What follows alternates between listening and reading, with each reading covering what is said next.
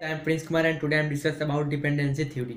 Even 24 अक्टूबर 1945 को emerge हुआ और उसने इस पे काम किया कि क्यों जो लैटिन अमेरिका है वो वहाँ पे पॉवर्टी इतनी ज़्यादा क्यों है, वहाँ वो ज़्यादा बैकवर्ड क्यों है, वो क्यों अंडर डेवलप जो डेवलप्ड कंट्रीज है उस पर डिपेंडेंट है। इसके लिए जो उसने ये पाया कि जो डेवलपिंग कंट्रीज है वो डिपेंड अपने डेवलपमेंट के लिए डेवलप्ड कंट्रीज पर डिपेंडेंट है। इसी इन्हीं के डेवलपमेंट के लिए डिपेंडेंसी थ्योरी आई 1950 में इमर्ज हुई।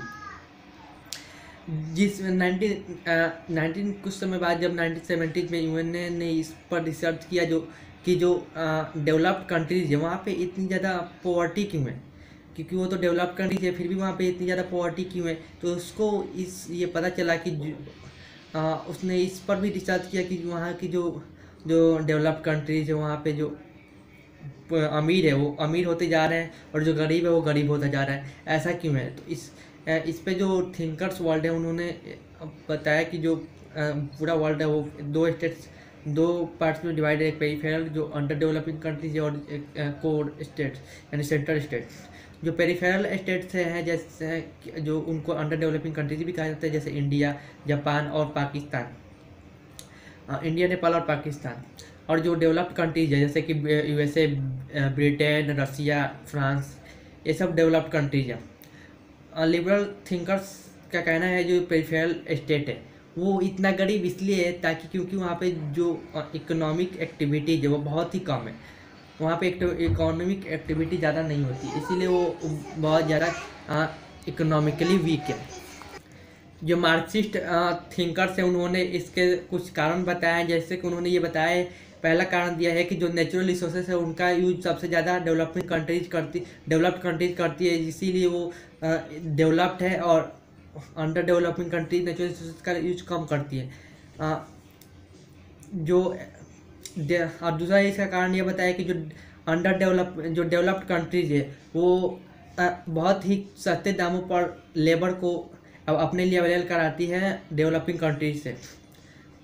तीसरा जो इसका कारण है कि जो अंडर डेवलपिंग कंट्रीज है यानी जो पुअर कंट्रीज है वो ओल्ड टेक्नोलॉजी का यूज करती है अपनी इकोनॉमिक एक्टिविटी को करने के लिए, क्योंकि जो मॉडर्न टेक्नोलॉजी है वो डेवलप्ड कंट्रीज के पास है और वही उसका यूज करते हैं, इसीलिए वो प्रोग्रेस करते जा रहे हैं और डेवलपिंग कंट्रीज में बैकवर्ड होता जा रहा है।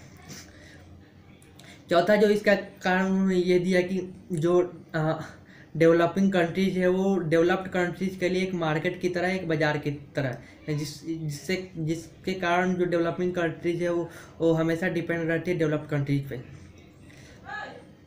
जो यूएनए और आईएमएफ और वर्ल्ड बैंक है उन पर कंट्रोल डेवलप्ड कंट्रीज का है, जिसके कारण जो डेवलपिंग कंट्रीज है वो अपने डेवलपमेंट के लिए डेवलप्ड कंट्रीज पर डिपेंडेंट है।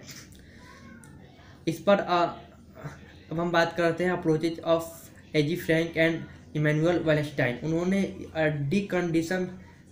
डिलिमिटेशंस कंडीशंस को मेंशन किया है और बताया है कि जो डिपेंडेंसी थ्योरी है इसको ख़त्म करने के लिए जो मतलब डेवलपिंग कंट्रीज है वो डिपेंड है अंडर डेवलप्ड कंट्रीज पे। तो ये क्यों है, तो इसको दूर करने के लिए जो पेरिफेरल स्टेट है उनको सब पेरिफेरल स्टेट्स में डिवाइड करना पड़ेगा और वहाँ पे आइडेंटिफाई करना पड़ेगा कैपिटलिस्ट स्टेट्स को और वहाँ पे सोशलिस्ट रिवोल्यूशंस को चलाना पड़ेगा, जिससे कि जो लो लेवल डेवलपमेंट है वो हो सके वेस्टर्न कैपिटलिज्म में। अब हम बात करते हैं evolutions of dependency theory.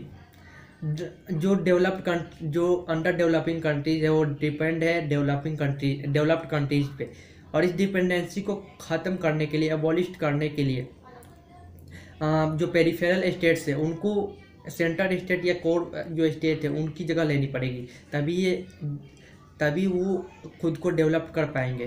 That's all, thanks for listening.